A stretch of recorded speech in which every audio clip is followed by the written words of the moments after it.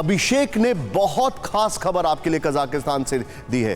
रूस यूक्रेन के बीच मध्यस्थता कराना चाहता है कजाकिस्तान। बड़ी खबर है, कजाकिस्तान के डिप्टी फॉरेन मिनिस्टर का एक्सक्लूसिव बातचीत। यह युद्ध जल्द से जल्द खत्म हो।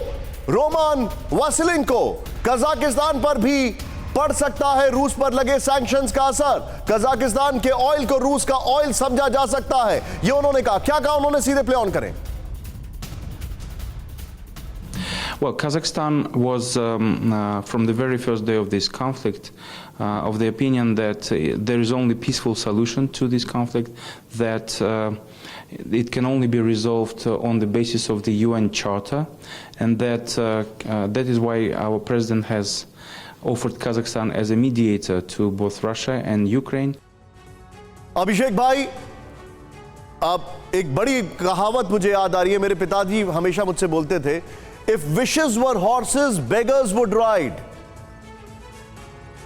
कजाकिस्तान के विदेश मंत्री का आपने एक्सक्लूसिव इंटरव्यू किया जो किसी ने नहीं लिया, लेकिन मुझे लगता है ये सिर्फ उनका ख्वाब भर है। मुझे ऐसा लगता नहीं है कि ये हो पाएगा। ऑनेस्टली आपका असेसमेंट क्या है अभिषेक भाई? देखिए, इसके पीछे सेंट्रल एशिया की कुछ रियलिटी भी इन्वॉल्व है निशांत। एक बहुत बड़ी रियलिटी ये है कि कजाकिस्तान सबसे बड़ा लैंड लॉक्ड देश है।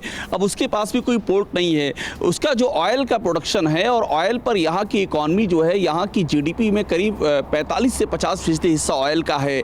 अब इस ऑयल का एक बड़ा चंक है जो रूसी पोर्ट के जरिए ही निर्यात होता है। यहाँ तक कि यहाँ से जो वेस्ट को कजाकिस्तान का ऑयल जाता है वो रूसी पोर्ट के जरिए ही जाता है। अब इस लड़ाई के चलते हो क्या रहा है, रूस पर सैंक्शन लगे हैं। रूस पे सैंक्शन के चलते कजाकिस्तान का जो ऑयल रूस के पोर्ट से जा रहा है उसको यूराल यानी कि रशियन ऑयल समझा जा रहा है, और वो भी उनको डर है, वो भी इस चपेट में आ जाएंगे।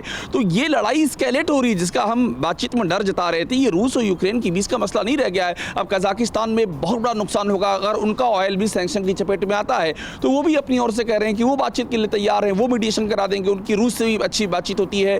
और इनफैक्ट जो सीका है, सीका जो कॉन्फ्रेंसिंग बिल्डिंग मेजर है एशिया में, सीका का मेंबर रूस है और सीका में ऑब्जर्वर स्टेट है यूक्रेन, और कजाकिस्तान उसका होस्ट है। तो उस लिहाज से भी वो कह रहे हैं कि हम बातचीत करा देंगे। लेकिन सवाल वही है कि जिस स्टेज पर लड़ाई चल रही है, जो आपने कहा, आखिरकार कौन सुनने जा रहा है, कौन रिस्पॉन्ड करने जा रहा है, असली सवाल है ये इन सारे प्रस्तावों पर। भाई, लेकिन nevertheless great interview and great effort as always Abhishek भाई। आप और आपके जो कैमरामैन है चेतन, आप जहां जाते हैं वहां से खबर कुछ बड़ी आ जाती है। अड़ी सोमवार से शुक्रवार शाम 6 बजे सिर्फ TV9 भारतवर्ष पर।